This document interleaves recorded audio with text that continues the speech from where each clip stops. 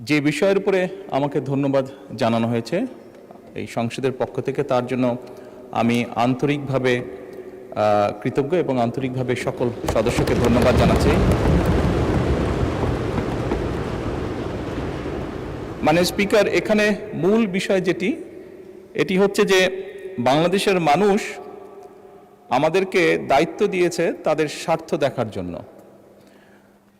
আমাদের দলের অবস্থান থেকে আমরা একটি স্লোগান ব্যবহার করি, সেটি হচ্ছে যে বাংলাদেশ ফার্স্ট বা বাংলাদেশ প্রথম।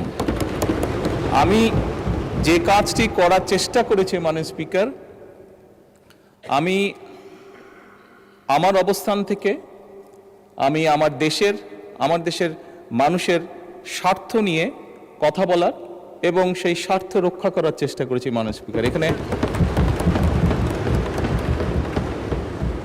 মাননীয় স্পিকার, এখানে আমাদের কারোরই কোনো ব্যক্তিগত কোনো বিষয় নেই। এটি যদি কোনো কিছু অর্জন হয়ে থাকে, ভালো কোনো কিছু অর্জন হয়ে থাকে, এটি বাংলাদেশের অর্জন।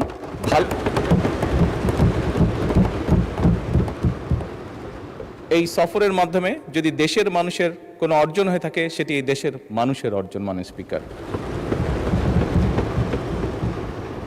তবে মাননীয় স্পিকার, যেহেতু সংসদের সকল সদস্য, বিশেষ করে বিরোধী দলীয় নেতা, উনিও উৎসাহ প্রদান করেছেন দেশের জন্য, দেশের মানুষের পক্ষে কাজ করার জন্য, সেজন্য আবারও আমি আমার ব্যক্তিগত পক্ষ থেকে সকল সদস্য, বিরোধী দলীয় নেতা সহ সকল সদস্যকে আন্তরিকভাবে ধন্যবাদ জানাচ্ছি।